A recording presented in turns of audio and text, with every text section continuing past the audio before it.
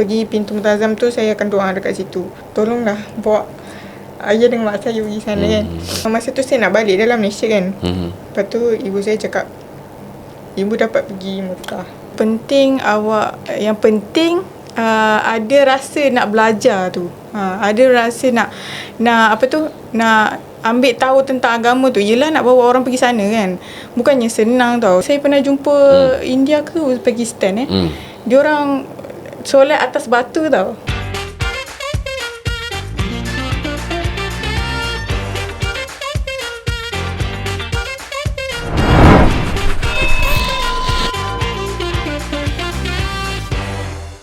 Bismillahirrahmanirrahim. Alhamdulillahirabbil alamin wassalatu wassalamu ala asyrafil anbiya'i wal mursalin wa ala alihi wa sahbihi ajma'in. Rabbi shrah li sadri wa yassir li amri wahlul 'uqdatam min lisani yafqahu qawli. Alhamdulillah, syukur kepada Allah SWT kerana kita dipertemukan kembali untuk podcast haji dan umrah yang dibawakan kepada anda oleh YEG Academy. Dan ingat, kempen kami sebenarnya untuk melahirkan mutawif dan jemaah profesional. Hashtag kami paling ramai, hashtag paling dipercayai, paling besar dan terbukti. Masya Allah. Ya, kami telah pun menjemput ramai sekali panel ataupun tetamu yang bersama dengan kita, termasuklah mereka yang bergelar selebriti, tenaga pengajar di Dumai itu sendiri maupun alumni Dumai, ya, kerana kita nak mendapatkan inspirasi daripada mereka bagaimana sebenarnya Dumai ini boleh menjadi satu jalan kepada anda untuk merintis kerjaya yang penuh barakah. Jadi kita namakan Dumai ini destinasi barakah, macam Zayan destinasi nasyid anda. Masya Allah, masuk sikit-sikit promo dia kan. Jadi hari ini kita nak bersama dengan seorang lagi alumni Dumai, dan kabarnya beliau cukup gagah. Bukan gagah perkasa kuat macam fizikal tu, tidak ya, tetapi kabarnya baru saja 3 bulan berada dalam industri haji dan umrah ini, tapi telah berjaya membimbing jemaah ke Tanah Suci. Masya Allah, 3 bulan je baru tahu. Jadi untuk itu kita ucapkan selamat datang kepada Syaza Farhana. Assalamualaikum. Waalaikumsalam warahmatullahi wabarakatuh. Ya, apa khabar hari ini? Baiklah juga. Baik. Saya tengok Syaza mau cakap Arab lah sudah. Tak ada. Boleh cakap, enta boleh cakap Arab tidak? Boleh? Tak boleh. Tak, kalau Arabia mak. Syuai. Syuai. Sikit-sikit saja. Masya Allah. Baik, beliau baru saja graduate daripada Dumai sebenarnya. Graduate bulan 12 ni. Bulan 12 ni? Bulan 12 ni. Bulan 12 ni tapi dah bawa dah bawa jemaah. Awak ni macam mana ni? Masa praktikal hari tu. Praktikal tu terus bawa jemaah? Terus bawa jemaah. Dengan sebuah syarikat agensi ataupun di bawah dengan Dumai tu? agensi. Okey, ini mengagumkan ni. Kita nak tahu pengalaman tu, tapi sebelum tu kita nak tahu dulu background ataupun latar belakang Syaza itu sendiri. Macam mana daripada kecil tu memang dah melibatkan diri dalam pengajian agama dan macam mana? Silakan. Keluarga saya ni belah ayah dia memang more kepada agama lah. So dia dari kecil, masa umur saya darjah 5, saya kena masuk tahfiz. Okey. So stop tingkatan 4, saya masuk asrama juga, tapi dia bukan tahfiz lah. Dia macam mana? Dia more kepada Islamik juga. Dia belajar macam fiqah, pendidikan Islam, macam itulah. Habis dia saya ambil SPM, saya masuk form 6, saya ambil STAM dekat Kedah. Okey. Lepas tu yang YEG ni, yang tahu YEG Dumai ni, saya tahu dari kawan saya. Dia apa tu orang kata, dia dapat masuk, tapi dia ajak saya, tapi dia tak masuk. Saya yang dapat masuk, macam tu. Ini kes bukan kali pertama ni. Sebelum ni ada juga yang macam tu, yang pergi ke Dumai untuk interview, ambil pemeriksaan. Akhirnya dia teman mula-mula kan. Lepas tu dia yang dapat masuk. Masya Allah. Apa jadi masa tu sebenarnya kawan awak memang nak jadi seorang mutawif atau macam mana? Tak ada pun. Dia macam ada orang, macam mana nak kata, dia dapat lah. Dia dapat. Lepas tu dia kata jomlah masuk. Lala je tak masuk, saya masuk. Okey. Lepas tu saya bagi tahu ayah saya. Lepas tu ayah saya kata, ni bagus ni. Cepatlah, berapa ayah nak bayar, macam tu. Macam tu. Ayah saya memang minat lah bab-bab yang agama-agama macam ni. Ayah pernah banyak kali lah pergi ke Tanah Suci? Ayah tak pernah pergi. Tak pernah pergi lagi? Tak pernah pergi. Masya Allah. Jadi inilah dia hantar wakil anak dia dulu kan.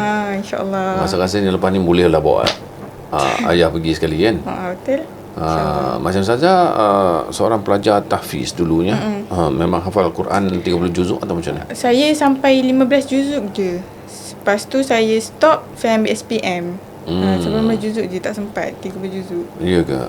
Tapi tak nak sambung lepas tu 30? InsyaAllah. Mungkin sambung ni kot. InsyaAllah kalau ada suami nanti sambung dengan suami. InsyaAllah. Umur muda lagi 21. 22. Masya Allah. Hebat, 22 Okey, tak apa bagi mereka yang mungkin sedang mencari calon.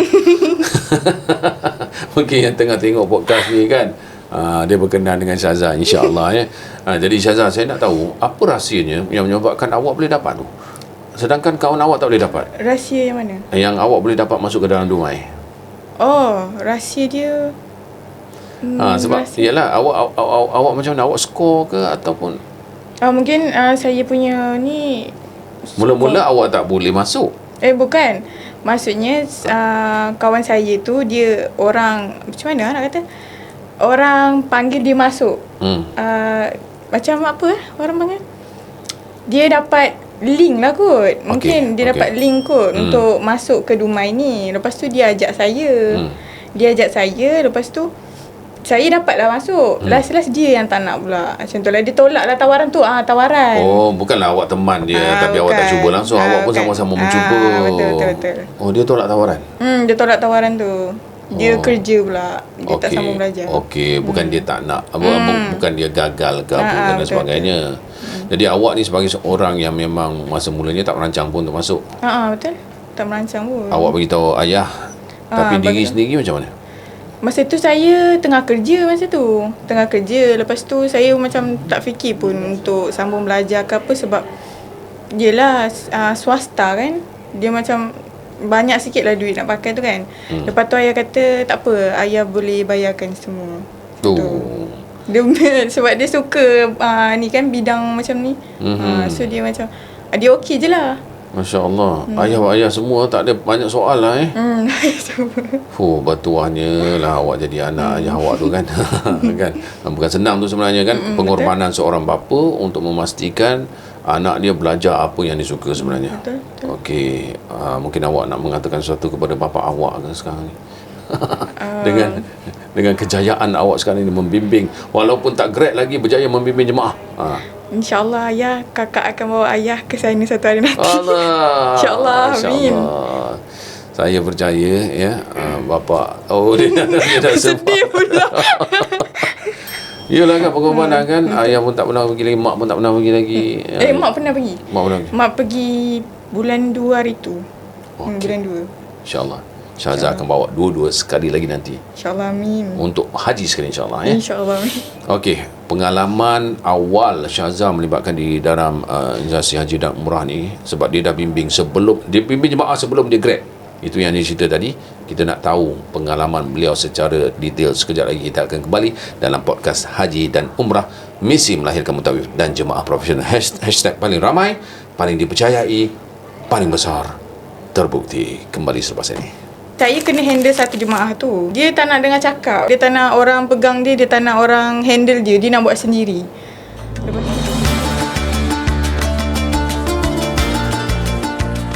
Assalamualaikum Piu. Nama saya Hidayah. Saya ada nak tanya soalan sedikit lah dekat Piu.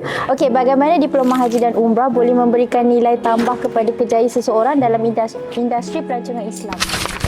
Pertama sekali, sebenarnya kita tahu diploma khusus haji dan umrah ni adalah satu program yang tak asing lagi, dan antara salah satu faktor yang hari ini kita perkenalkan kepada masyarakat, lebih lagi kepada anak-anak muda kita, kerana kemampuan mereka untuk berfikir luar kotak, untuk mengeluarkan lagi idea, untuk mencambahkan lagi cadangan-cadangan yang bernas, supaya situasi ataupun demografi haji umrah tu tak tertumpu kepada golongan agamawan semata-mata. Jadi kalau kita dapat fahami hari ini, mereka bukan saja diajar dari sudut pengajar Islam, tetapi mereka juga diajar tentang pengurusan perniagaan, pengurusan dalam kumpulan, dan inilah yang memainkan peranan besar supaya mereka faham bahawa haji umrah ni bukan sahaja soal menjadi seorang mutawif, tetapi lebih fokus kepada untuk meningkatkan kredibiliti diri mereka sebagai seorang penjual di luar sana nanti.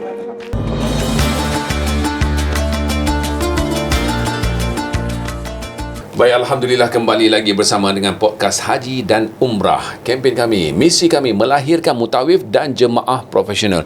Kalau anda tergerak hati sebenarnya untuk mengetahui lebih lanjut lagi tentang kursus yang ditawarkan, bukan saja diploma Haji dan Umrah Dumai, tetapi kita juga ada peringkat sijil dan juga peringkat degree sekarang ni.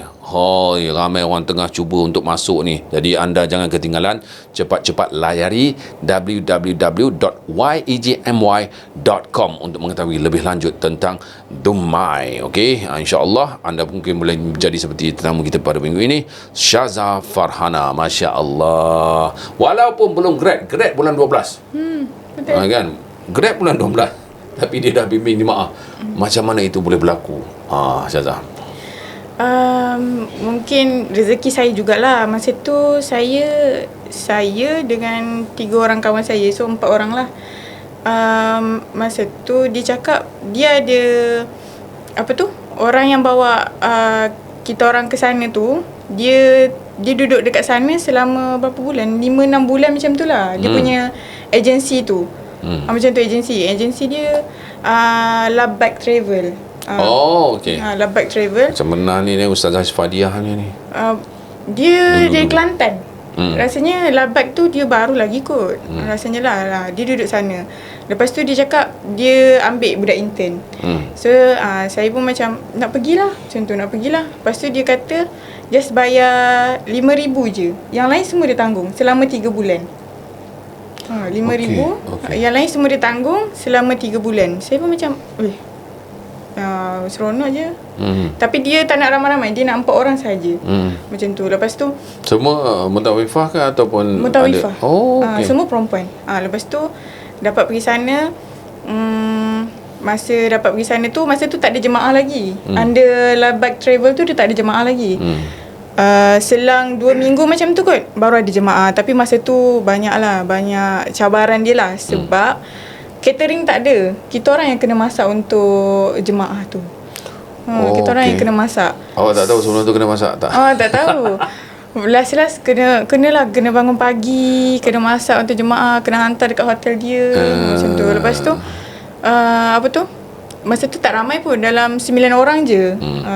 Dan 9 orang. Lepas tu yang tu lah cabaran dia. Cabaran dia kena masak. Lepas tu bawa jemaah tu pergi tawaf, pergi sa'i. Biasalah kalau jemaah kan kebanyakannya tua. Ya. Lepas tu nak nak pegang dia orang tu kan. Nak pegang dia orang tu bukan senang. Dia kadang-kadang sakit kaki, sakit lutut kan, sakit urat lah kan. Yang tu lah cabaran-cabaran dia. Awak duduk 3 bulan? 3 bulan. Bila baru ni ke atau? Tahun lepas bulan 9 sampai bulan 12. Bulan 9 sampai bulan 12. 9 tu pertengahan, 12 pertengahan tu baliklah Malaysia. Itu kali pertama Syaza berada di Tanah Suci. Betul, kali pertama. Okey, ramai orang yang pergi kali pertama dia hanya fokus untuk ibadah saja kan, untuk diri sendiri kan. Syaza pula kena khidmat untuk ni, bukan senang sebenarnya. So banyak benda yang sebenarnya Syaza buat. Mungkin 2-3 benda dalam satu masa kan. Untuk diri Syaza sendiri, pengalaman berada di Tanah Suci, tengok Kaabah kan, dapat menziarah Rasulullah SAW, saya nak tahu perasaan itu pertama kalinya. Pertama kali tu ialah kita memang orang nak sangat kan pergi tempat tu kan. Memang nak sangat. Pengalaman saya tu yang bestnya, saya tak balik hotel, saya tidur dekat masjid. Sebab saya nak solat subuh dekat masjid tu lah. Dia sekali dengan kawan-kawan saya lah. Maknanya sampai-sampai terus tidur masjid? Tak, balik hotel dulu. Balik hotel dulu. Adalah dalam sehari 2 hari tu tak balik hotel lah, tidur situ. Lepas tu tawaf, memang dalam sehari tu memang berkali-kali lah buat tawaf. Lepas tu sa'i. Lepas tu pengalaman apa lagi? Jumpa dengan orang Arab. Nak cakap bahasa diorang tu. Lepas tu cara nak booking hotel, semua saya belajar lah dekat situ. Bila ada urusan lain seperti kena membimbing jemaah, daripada segi ibadah sendiri tu macam mana? Tak kacau ke? Oh, ibadah sendiri tu tak kacau sebab masa tu dia masa saya tak PAX pun. Maksudnya kalau ada jemaah baru masa tu PAX lah. Tak ada jemaah tu baru boleh buat ibadah, boleh tawaf berapa banyak kali pun. Macam tu. Dan Syazah sendiri bila kali pertama tengok Kaabah tu, yelah ramai orang perasaan dia berlainan kan. Pertama kali tengok Kaabah tu macam rasa macam serius lah, dah sampai ke macam tu. Macam macam tak percaya, macam serius macam tak percaya sebab macam tak pernah terlintas pun yang akan secepat ini dapat pergi tengok Kaabah tu. Macam tu lah kan. Rasa macam mungkin lambat lagi kan. Rasa mungkin lambat lagi. Tapi sebab untuk belajar di Dumai dan kan tiba-tiba dapat pula duduk situ 3 bulan. 3 bulan. Itu rezeki Betul. Dan ada teringat dekat ayah tak masa tu? Dia adalah teringat, tapi dia lebih kepada seronok. Lebih kepada seronok. So ada je video call macam tu lah. Dan okey, saya nak tanya tentang pengalaman menguruskan jemaah itu sendiri. Orang kata memang susah lah sebab Syazah pun kata ramai yang dah berumur ketika itu. Apa pengalaman yang mungkin dengan secara orang kata detail lagi yang boleh diceritakan mungkin dengan salah seorang jemaah ke atau jemaah-jemaah tertentu yang menyebabkan mungkin rasa macam inilah ujian untuk aku masa tu, ada tak? Ada satu jemaah ni dia saya kena handle satu jemaah tu. Dia tak nak dengar cakap. Dia macam dia nak buat sorang-sorang dia je. Maksudnya kalau kita nak jalan kena jalan sama-sama kan, takut terkeluar dari grup ke apa kan. Dia tak nak orang pegang dia tak nak orang handle dia nak buat sendiri. Lepas tu lelaki perempuan? Perempuan. Lagi betul. satu dia ada sakit-sakit tau. Dia ada sakit-sakit. Lepas tu saya macam kena sabar je lah kan. Takkan saya nak kena marah dia pula kan. Saya kena sabar macam jangan macam ni, kena ikut dalam grup, kena cakap baik-baik lah. Biasa kalau orang tua ni kita kena cakap baik-baik dengan dia. Macam tu. Dia dah pernah sampai ke tak pernah, itu pertama kali dia datang. Tapi dia nak buat sendiri? Tapi dia buat sendiri. Bukan senang tu nak melayan dia kan. Betul. Lepas tu bila contoh macam orang bawa dia pergi ziarah ke apa kan, orang nak jalan tapi dia nak duduk, dia kata dia sakit kaki lah apalah macam tu. Saya lah kena teman dia. Ya. Kira awak jadi dia punya penjaga lah secara tak rasminya. Memang awak kena jaga dia lah. Betul. Bukan senang skill untuk menyantuni jemaah tu sebenarnya kan. Jemaah-jemaah lain semua macam mana? Okey? Jemaah-jemaah lain alhamdulillah lah okey. Ada juga jemaah yang hilang, ada juga. Biasa kalau dekat Mekah, kalau jemaah hilang, kita akan ajar dia orang sebelum kita nak pergi tawaf tu, kita ajar dia orang. Okey, dekat Mekah tu dia ada tandas tau. Tandas tu dia tulis WC. So cakap dengan dia orang, nanti kalau hilang ke macam terpisah daripada grup ke kan, jumpa dekat WC2. Nanti dia orang tunggu dekat WC2 macam tu. Selalu yang popular WC3 kan? WC3 betul? Kan yang betul? dekat Safa ke Marwah. Dekat dengan Clock Tower tu kan? Dekat dengan yang tu lah yang paling banyak sekali kan. Tapi Syazah bila kali pertama berada di sana, sebagai seorang yang muda, ada tak rasa macam susah betul lah nak handle benda ni semua? Ada rasa macam give up pun ada. Rasa macam dengan suasananya lagi, dengan panasnya lagi kan, rasa macam tak apalah, mungkin lepas ni Allah akan bagi yang lebih lagi ke. So kena sabar je lah. Tapi 3 bulan duduk sana tu macam tak merindui suasana dekat Malaysia ke atau macam mana? Rindu makanan Malaysia. Makanan lah. Rindu makanan je lah. Dekat sana asyik makan nasi Arab je lah. Nasi Arab dengan roti tu je lah. Okey, baik, kita akan ketahui lebih lanjut sebentar lagi macam mana sebenarnya pengalaman itu Syazah gunakan hasil daripada pembelajaran di Dumai.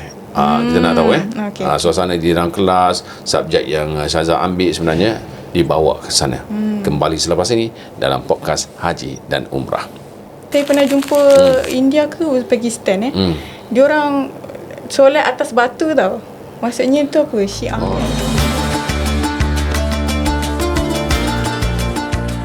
bagaimana kemahiran dari diploma haji dan umrah boleh digunakan dalam industri pelancongan dan hospitality yang lebih luas? Okey, baik.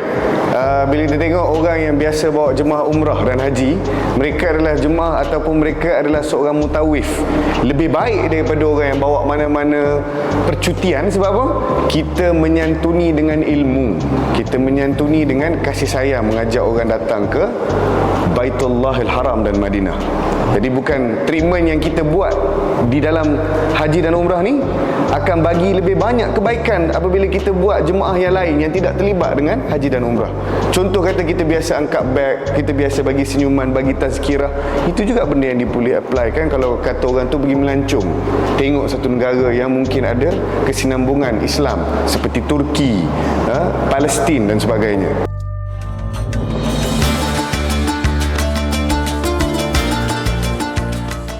Podcast Haji dan Umrah kembali dengan lebih banyak kisah dan ilmu dalam kempen Misi Melahirkan Mutawif dan Jemaah Profesional. Ingat hashtag kami paling ramai, hashtag paling dipercayai, hashtag paling besar, hashtag terbukti. Dan hari ini kita bersama dengan alumni Dumai iaitu Syazza Farhana. Syazza okey lagi? Okey. Kalau tak okey minum. Tak ada. Okey. Syazza, saya nak tanya pengalaman berada di Tanah Suci 3 bulan dalam keadaan masih muda dan belum lagi graduate daripada Dumai. Ini satu rezeki. Bagi saya pun, kalau saya dulu Dumai ada tahun 80-an dulu, aku pun nak masuk. Tuanya aku tak 90-an. 90-an saya pun nak masuk sebenarnya, tapi di dekat masa tu belum ada lagi kan. Tapi sekarang ni untuk anda yang sezaman dengan saya mungkin ya, kita boleh berkira-kira ataupun boleh pertimbangkan untuk mengambil peringkat sijil, insya-Allah ya. 3 bulan juga. Cuma saya nak tahu daripada segi pembelajarannya di Dumai itu sendiri, macam mana suasana dalam kelas, mungkin subjek yang ditawarkan ataupun pembelajaran daripada lecturer itu sendiri membantu Syazza di Tanah Suci. Subjek yang saya belajar dekat dalam kelas, yang bila saya buat umrah tu kan, bila saya dekat sana, saya ingat fake haji dan umrah lah. Sebab diorang tunjuk macam mana? Diorang tunjuk cara-cara nak buat umrah, cara-cara nak buat haji. Semua diorang ajar dekat situ. Semua diorang ajar lah. Diorang siap ada buat macam mana? Macam pakai kain ihram macam mana, lepas tu nak tawaf tu macam mana. Yang tu lah saya belajar. Yang tu lah saya ingat suasana dalam kelas. Lepas tu bila dengar senior-senior pun ada dapat pergi kan, tipulah kalau kita tak ada rasa macam aku dapat pergi ke? Dapat pergi ke nanti? Tipulah tak ada rasa macam tu kan. Tapi itulah rezeki saya lah dapat pergi awal sebelum kawan-kawan saya. Okey, subjek tu fake dia umrah yang paling banyak. Sebab dekat sana tu memang jemaah akan bertanya banyak lah. Lepas tu satu lagi soalan, apa pula niat bersyarat kan? Niat bersyarat. Niat bersyarat tu yang susah nak faham sebenarnya kan? Betul. Tapi macam mana Syazza menyantuni jemaah semua? Memang berdasarkan ilmu yang didapati dekat Dumai tu lah. Lepas tu masa menyantuni jemaah tu, ikutlah step-step tu. Ingatlah semua apa yang kita belajar kan. Bawa jemaah pergi tawaf. Lepas tu bahu kita tak boleh macam ni sikit tau. Kita kena menghadap kiblat je, menghadap Kaabah je. So kalau jemaah macam biasalah jemaah kan ramai sangat kan orang kat sana kan, sampai bertolak-tolak. Lepas tu kadang-kadang kita punya bahu ni macam tak betul kan, maksudnya macam beralih kan. So kena bagi tahu jemaah lah, kalau ada orang tolak just betulkan je, sebab kita bukan sengaja, kita tak sengaja. Macam tu. Lepas tu pusing tawaf 7 kali. Lepas pusing tawaf 7 kali tu pergi sa'i tu kena ni sikit lah, kena bersabar sikit lah sebab dia jauh. Lepas tu 7 kali kan, kebanyakannya orang kalau dekat sa'i memang dah start sakit kaki lah, apalah. Biasalah kalau bawa jemaah yang pecah-pecah kan, kaki kan? Kaki pecah-pecah dia punya kulit tu kan. Lepas tu kat situ pun salah satu cabaran juga. Dia satu jemaah ni dia memang nasib baiklah, dia tu macam tak banyak cakap sangat kan. Dia just macam nak pegang saya, dan dia kata tolong makcik jap, sorry lah kalau makcik lambat sikit, makcik sakit kaki. Lepas tu saya pegang lah sampai orang grup-grup dia semua dah siap. So saya yang kena bawa dia masa sa'i tu. Masa sa'i tu saya yang kena bawa dia sampailah apa ni, yang gunting rambut tu kan. Tahlul. Tahlul sampai situ. Satu lagi ada lagi ada satu jemaah ni dia tak lawas tau. Dia kencing tak lawas. Masa dia habis tawaf tu, masa dia tengah tawaf tu, dia tiba-tiba yang tu lah, dia terbuang air kecil di dalam, terkeluar kan. Lepas tu dia nangis, dia bagi tahu mutawif. Dia kata dia dia tak lawas kan. Dia kata penyakit ni dah lama, tapi tak tahulah, yelah ujian kan. Betul. Kita tak tahu kalau kita sampai sana tu Allah bagi macam mana ujian kita. Lepas tu mutawif tu kata tak apa, ada 4 orang pelajar intern ni boleh bawa boleh tolong bawa pergi hotel. Lepas tu nanti dia akan pergi bawa tawaf, pergi sa'i macam tu. Lepas tu dia suruh saya yang bawa makcik tu. Saya pun pergilah bawa makcik tu, bawa pergi hotel, tukar semua. Lepas tu balik masa tu dah pukul 2-3 pagi. Dia punya grup tu semua dah balik hotel lah. Saya lah pergi bawa dia pergi tawaf, lepas tu pergi sa'i, lepas tu tahlul, hantar dia balik hotel. Bukan senang tu Betul. Kita dah habis dah, yang lain semua dah habis dah, kita pula nak bawa jemaah ni. Yang tu kena sabar sikit lah. Sabar tu satu. Macam mana sebenarnya pembelajaran di Dubai? Okeylah, di yang fik haji dan umrah tu satulah. Tapi daripada pengurusan emosi kita sendiri tu, pengurusan emosi tu pada diri sendirilah. Pada sendiri. Kalau ada tak dekat Dubai tu dia ajar cara-cara ni semua jemaah yang pelbagai ragam ni semua? Ada.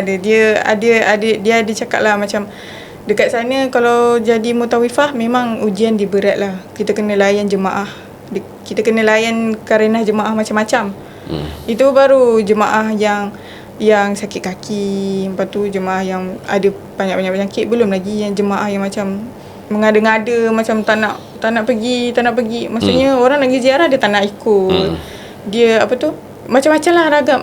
Macam tu adalah dia ada cerita. Maksudnya lecturer kat situ kan pernah pergi. So diorang adalah cerita pengalaman. So dari situlah macam macam ni rupanya. Okey, ada yang berpendapat yang katakan kalau nak pergi jadi mutawifah ni cukup dengan pengalaman semata-mata. Kenapa Syazah rasa macam mereka ini perlu mempersiapkan diri dengan mengambil kursus seperti yang dekat Dubai ni? Dia tak boleh pergi macam tu je kan, ikut-ikutnya. Dia kalau pengalaman saja pun dia tak cukup. Kadang-kadang benda yang kita macam mana? Contoh macam bab kita kena jaga juga bab larangan dia macam mana.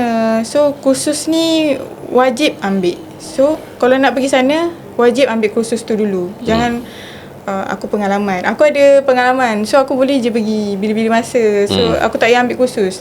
Jangan. Dia macam mana dia kata, kita kena ada ilmu dulu. Kita kena belajar dulu macam mana nak bawa orang pergi sana, macam mana atas diri kita tu, macam mana kita nak buat umrah tu, macam mana kita nak buat tawaf, macam mana kita nak buat sa'i, apa larangan ihram yang kita kena tahu. Yang tu lah.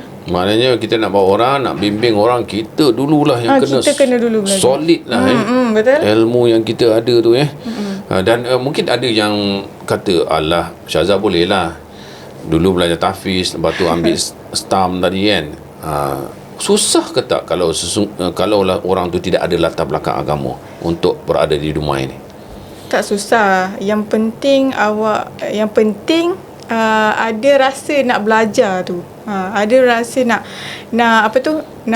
ambil tahu tentang agama tu. Yelah nak bawa orang pergi sana kan. Bukannya senang tau. Sebab kebanyakannya orang kalau tengok dekat sana, dekat Mekah tu, bukannya ada. Kebanyakannya orang-orang yang dekat luar, maksudnya macam India ke, saya pernah jumpa India ke Uzbekistan diorang solat atas batu tau. Maksudnya tu apa, Syiah kan. Kebanyakannya kita jumpa orang yang pelik-pelik lah kat sana. So kita kena belajar ilmu dulu, lepas tu kita akan macam tahulah. Maksudnya kita tak sesat lah nak kata kan. Macam tu. Dan Syazah sendiri rasa macam bila tengok suasana haji dan umrah especially dekat sana sekarang ni, maka ramai. Dan lagi bulan Ramadan ni kan. Tambah-tambah bulan Ramadan ni melimpah ruah kabarnya. Macam mana saya tengok masa depan untuk industri haji dan umrah itu sendiri? masa saya dekat sana tu masa tu saya pergi bulan 9 kan. Saya dapat rasa dua suasana, satu panas, satu sejuk. So masa musim panas tu tak ramai sangat orang, tapi tak ramai tu masa malam lah kan, sebab kan panas, orang tak ni sangat tawaf, tak ramai lah. Dia punya cabaran dia tu, masa tu saya kena bawa jemaah pergi tawaf. Masa tu panas lah, masa tu panas. Lepas tu jemaah tu macam tak nak lah tawaf sebab panas lah. Tak apa, kita tawaf kat atas. Kat atas tu dia memanglah sejuk, tapi dia jauh. Sebab dia kat atas kan, dia jauh. Tapi nak macam mana, jemaah nak kan. So kita ikutkan je lah. Macam nak cakap lagi. Itulah dia, saya macam nak tahu masa depan. Mungkin lepas ni kita boleh tanya tentang masa depan untuk mereka yang melibatkan diri dalam pengajian haji dan umrah itu sendiri. Mungkin industri itu memerlukan lebih lagi, pengajian itu memerlukan silibus yang lebih lagi mungkin. Ya, kita tanya Syazah selepas ini untuk podcast Haji dan Umrah kembali. Mak saya, aduh sedih lah pula. Pergi pintu Multazam tu, saya akan doa dekat situ. Tolonglah bawa ayah dengan mak saya.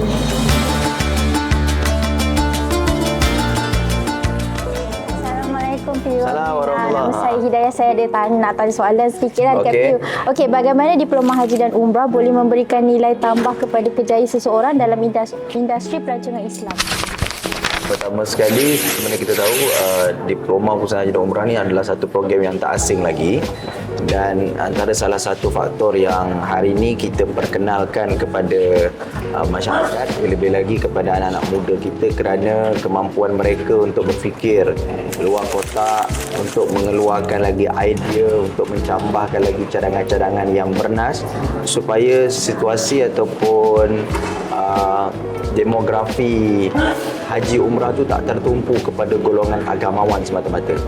Jadi kalau kita dapat fahami hari ini, mereka bukan saja diajar dari sudut pengajar Islam, tetapi mereka juga diajar tentang pengurusan perniagaan, pengurusan dalam kumpulan, dan inilah yang memainkan peranan besar supaya mereka faham bahawa haji umrah ini bukan sahaja soal menjadi seorang mutawif, tetapi lebih fokus kepada untuk meningkatkan kredibiliti diri mereka sebagai seorang penjual di luar sana. Saya nak tanya, bagaimana kemahiran dari diploma haji dan umrah boleh digunakan dalam industri pelancongan dan hospitality yang lebih luas? Okey, baik. Bila kita tengok orang yang biasa bawa jemaah umrah dan haji, mereka adalah jemaah ataupun mereka adalah seorang mutawif. Lebih baik daripada orang yang bawa mana-mana percutian. Sebab apa? Kita menyantuni dengan ilmu. Kita menyantuni dengan kasih sayang, mengajak orang datang ke Baitullahil Haram dan Madinah. Jadi bukan treatment yang kita buat di dalam haji dan umrah ni akan bagi lebih banyak kebaikan apabila kita buat jemaah yang lain yang tidak terlibat dengan haji dan umrah. Contoh kata kita biasa angkat beg, kita biasa bagi senyuman, bagi tazkirah, itu juga benda yang boleh apply kan kalau kata orang tu pergi melancong, tengok satu negara yang mungkin ada kesinambungan Islam seperti Turki, Palestin dan sebagainya.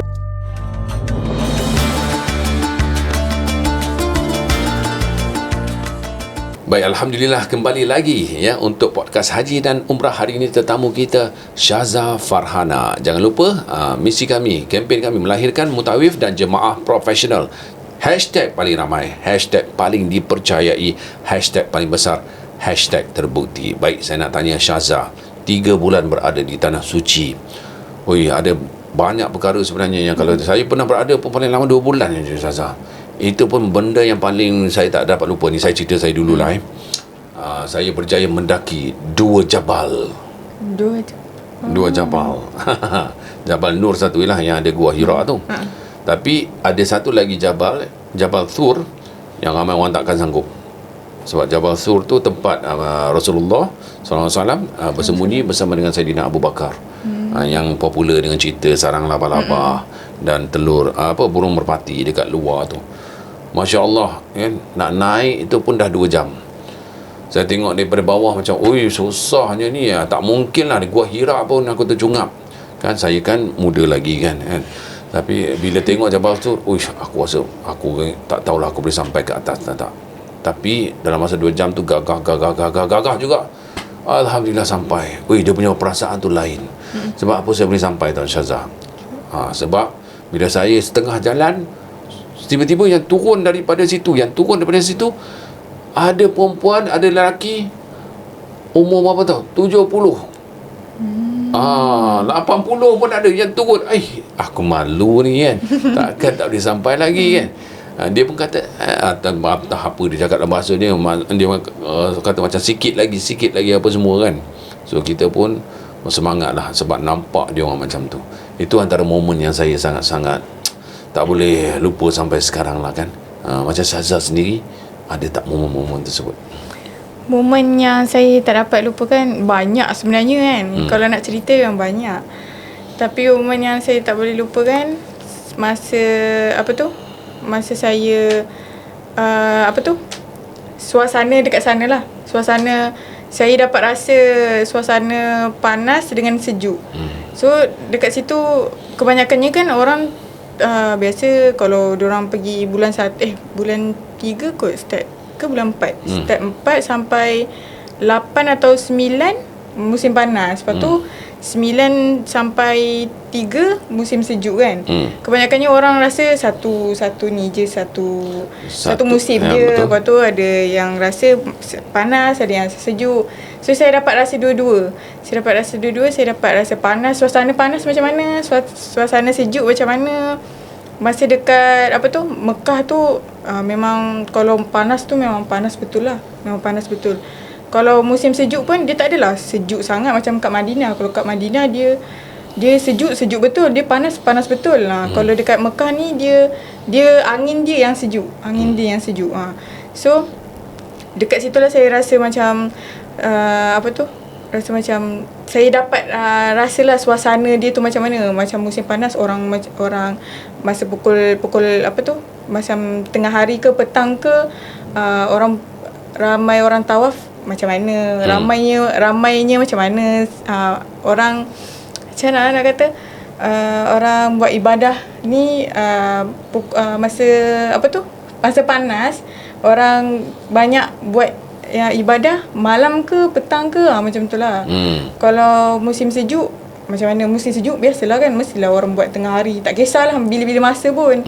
Sebab yelah suasana tu walaupun kan cahaya itu ada tapi angin dia yang sejuk. Angin dia sejuk. Kalau dekat Madinah tu memang kena pakai kot lah. Kena pakai yang bulu-bulu tu. Memang sejuk dia memang, dia tak ada salji, dia memang sejuk dia memang betul-betul sejuk lah. Menggigit. Memang tak tahu nak cakap sana, memang sejuk lah. Lagi satu suasana pula. Lagi satu pengalaman tak boleh lupa, hujan. Masa tu masa tu memang panas lah. Memang panas sangat-sangat. Duduk hotel pun still rasa panas. Tiba-tiba masa tu Allah bagi hujan seminggu sederet hujan. Masa dekat Mekah tu. Ya, Mekah kan susah sikit kan nak hujan. Betul, kan. Lepas tu seminggu Allah bagi hujan. Masa tu pula kena ambil air zam-zam. Sebab yelah air zam-zam kat sana kan semua free kan. Masa nak pergi ambil air zam-zam tu, hujan turun lebat sangat-sangat. Lebat sangat-sangat kan. Saya dengan kawan saya redah je lah, nak macam mana kan. Dah jalan kan, redah. Masa tu lah rasanya walaupun hujan, orang still buat tawaf, orang still buat ibadah kan. Still solat dekat situ. Memang ramai sangat-sangat orang. Diorang walaupun hujan ke kilat ke macam mana pun, orang still buat ibadah dekat situ lah. Macam apa saja keadaan lah dekat sana, tak pernah kosong kan sebenarnya. Betul. Memang Kaabah Mekah tu memang tak pernah kosong. Memang selalu ada orang. Walaupun hujan ke banjir ke macam mana pun, orang tetap akan itulah. Daripada segi itu suasana yang Syazah tengok lah. Untuk personal diri sendiri yang ada personal touch yang dalam hati tu terasa betul-betul sebab ke, ada tak? Okay. Personal touch saya masa saya, yelah kan saya masuk Dumai ni pun sebab saya nak bawa ayah dengan mak saya pergi sana kan. Mak saya, sedih lah pula. Tak mak apa, saya, kita nak dengar. Mak saya adalah macam cakap, Tak boleh cakap pula nanti kan. Tak apa. Mak saya adalah selalu setiap hari dia akan cakap, doakan ibu dah pergi sana kan. Doakan ibu dengan ayah. Lepas tu setiap hari saya akan pergi dekat pintu Multazam. Tak kisahlah macam mana ramai pun orang kan. Saya akan pergi pintu Multazam tu, saya akan doa dekat situ. Saya cakap, tolonglah bawa ayah dengan mak saya pergi sana kan. Lepas tu tiba-tiba dalam masa tu saya nak balik dalam Malaysia kan. Lepas tu ibu saya cakap, ibu dapat pergi Mekah. Masya Allah. Masa selepas doa tu. Betul. Allahu Akbar. Lepas tu ibu awak dapat pergi tu kali yang pertama juga dia. Betul. Kali pertama. Subhanallah. So nak kata dosa macam mana pun kita, kalau kita minta dekat Allah, Allah akan bagi juga. Tu. So dekat situlah saya macam tersentap lah. Allah dengar doa. Doa setiap hamba-hamba dia. Ya. Dekat tanah yang barakah, yang mustajab sedemikian kan. Masya Allah. Memang kadang-kadang tu kita rasa macam tak yakin kan. Boleh ke Allah makbulkan doa aku kan. Aku ni siapa, banyak dosa dan sebagainya. Pergi ke sana tiba-tiba Masya Allah kan, banyak benda yang terjadi. Macam mana Syazah boleh berada di pintu Multazam? Adakah betul-betul dekat depan tu ataupun? Memang betul dekat depan. Dan boleh, saya dapat solat juga kat depan tu. Betul-betul dekat depan tu? Lelaki nak pergi pun susah tau. Ya, sebab masa tu saya pergi pukul 7.30 pagi. Masa tu saya tak tahulah kenapa tak ramai orang. Dan saya dapat solat dekat situ. Tak ada askar pun yang tolak saya. Maksudnya halau saya ke. Biasa kan askar kan dia suruh pergi kan. Tapi saya dapat solat sunat je lah 2 rakaat kat situ. Rezeki betul lah Betul. 7.30 pagi Masya Allah. Saya pergi awal daripada tu pun tak dapat. Itu maknanya memang itu masing-masing dapat bahagian masing-masing, rezeki masing-masing kan. Dan Syazah, bila kita dengar perkongsian daripada Syazah, mak dengan ayah hantar Syazah dulu. Dan Syazah dulu yang orang pertama dalam keluarga yang dapat menjejakkan kaki ke tanah suci. Mungkin Syazah nak beritahu dekat mak ayah di luar sana ke, ataupun mereka yang masih lagi mencari-cari tentang kursus yang terbaik untuk aku melanjutkan pelajaran. Sekarang ni banyak sangat, tetapi ada ketikanya kita macam confused. Aku dah dengar, aku dah nampak ni pasal Dumai, aku dah tengok dah orang macam Syazah ni pergi sana dapat rezeki yang begitu hebat sekali, tapi masih ada lagi perasaan ragu-ragu tu. Syazah tolong beritahu dia orang, mungkin mak ayah kepada anak itu sendiri, dan anak itu juga, supaya yakin tu lah dengan apa yang Allah dah sediakan untuk kita ni, kursus di Dumai ni. Kenapa mereka perlu sertai, silakan.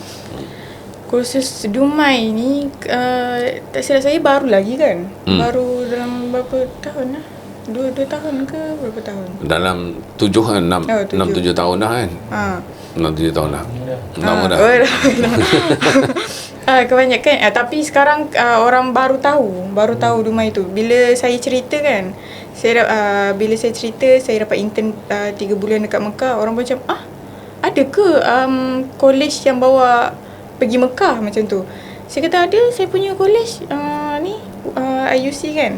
Lepas tu diorang pun macam menarik sebab dapat bawa pergi sana kot, bukannya pergi Indonesia ke, pergi bersia-sia ke, dapat pergi Mekah sekaligus kot. So yang mana ragu-ragu tu tak payahlah ragu-ragu sebab kita dah ada bukti dah orang yang dapat pergi sana. Berapa ramai orang dapat pergi sana dengan kita punya IUC ni, college IUC ni. Banyak aja orang bawa pergi sana. Dan tak payah risau, latar belakang macam mana pun. Contoh saya kan ada latar belakang agama kan.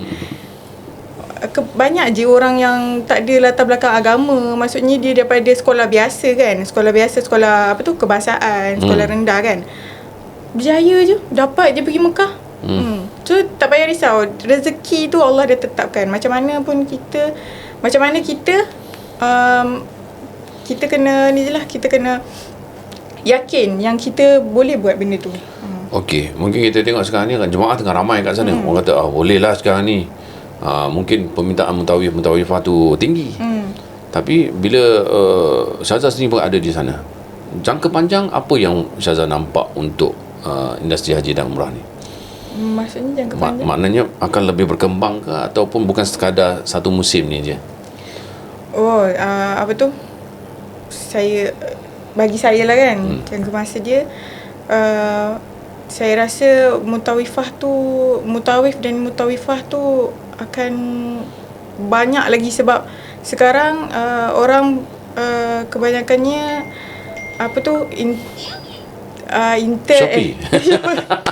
notification masuk. Tak apa. Kita punya apa tu sekarang kan banyak apa orang panggil, dia punya apa orang cakap, kebanyakannya ada tabung haji, ada insaf, ada itulah orang travel agent travel agent. Ya Allah lupa pula. Travel agent. Banyak orang nak cari mutawif mestilah kena ada pengalaman. Maksudnya dia pernah sekolah, dia pernah college, dia pernah belajar dekat dia kena ada kos tu kan, kos haji dan umrah, mestilah kena ada pengalaman tu baru orang akan ambil kita kerja kan. So dengan kos yang ada dekat IUC ni, YEG ni kan, so insyaAllah satu hari nanti mungkin boleh kerja dekat under travel, tak kisahlah travel apa-apa yang aku panggil kan. So kita memang perlu mutawif dan mutawifah yang banyak lah. Ya, kerana bimbingan daripada manusia yang sebenar ni, dia sangat diperlukan, sangat penting dan tidak mungkin boleh digantikan dengan teknologi AI dan sebagainya. Betul. Tiada ada mutawifah AI yang duduk situ.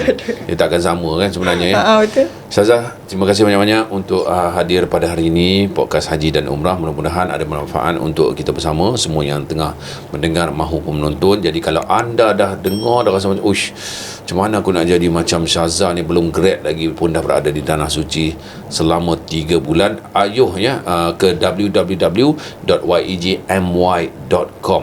InsyaAllah di sana anda akan dapat maklumat lanjut, dan kalau anda berminat bukan setakat jadi mutawif, tetapi boleh menjadi pengurus kepada syarikat travel itu sendiri. Malah ramai lagi yang menjawat jawatan yang pelbagai ya setelah mereka graduate daripada Dumai ya. Lagi sekali www.yegmy.com.